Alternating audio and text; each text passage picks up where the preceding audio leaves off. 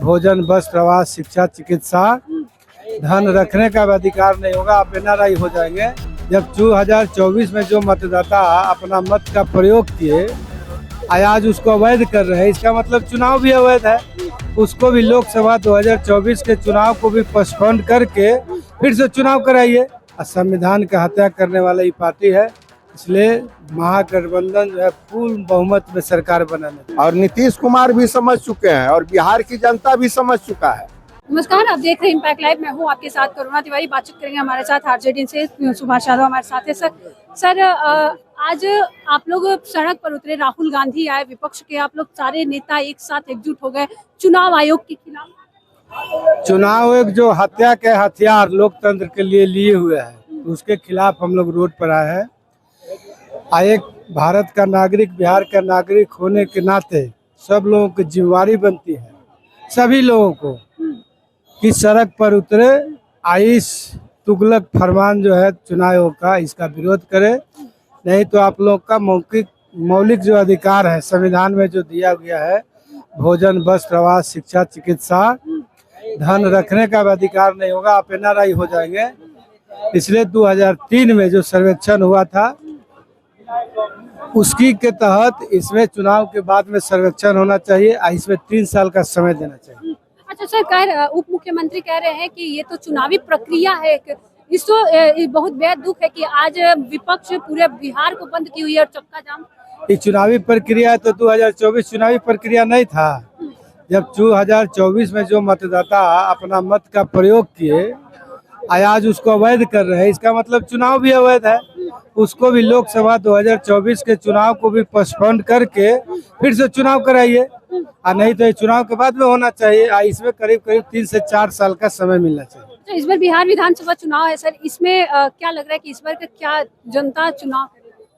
जनता समझ गई है कि लोकतंत्र संविधान को बचाने के लिए यदि हमको वोट देना है तो महागठबंधन को वोट दे। और यह देश बेचने वाली जुमला पार्टी, झूठ सच का नारा लगाने वाली और लोकतंत्र की हत्या करने वाली और संविधान का हत्या करने वाला ये पार्टी है।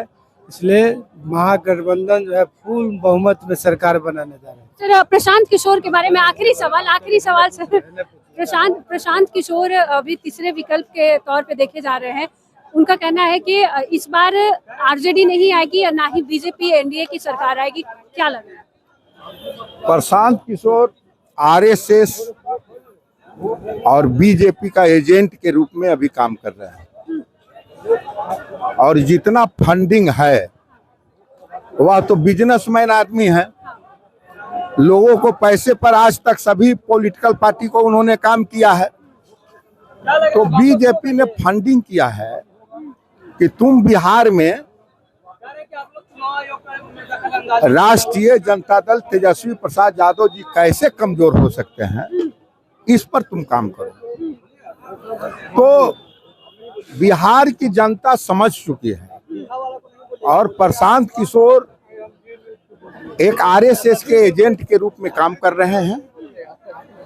और उनकी जो सोच है वह कामयाब नहीं होगा। बिहार की जनता उनको नकार देगा और वो कहीं है नहीं धरातल पे, वो पोस्टल और बैनर में है, धरातल पे कहीं नहीं है। प्रशांत किशोर कहीं नहीं।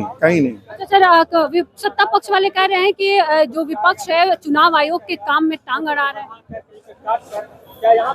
सत्ता पक्ष, अरे सत्ता पक्ष क्या है? सत्ता पक्ष में कौन? जदयू बोल रहे हैं कि बीजेपी बोल रहे हैं? कौन बोल रहे हैं? दोनों में तो एक ही है ना सर, सरकार। भारतीय जनता पार्टी का ओरिजिनल नाम है भारत जलाओ पार्टी। और वह भारत जलाओ के पार्टी के साथ साथ नीतीश कुमार को भी जलाने में लगा हुआ है।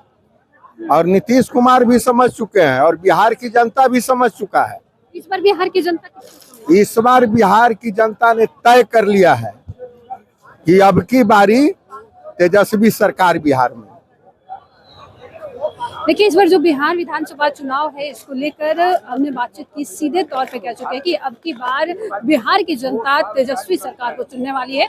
चुनाव आयोग के खिलाफ पूरी तरीके से विरोध प्रदर्शन था आज विपक्ष का। सहयोगी राहुल के साथ मैं करुणा तिवारी, पटना।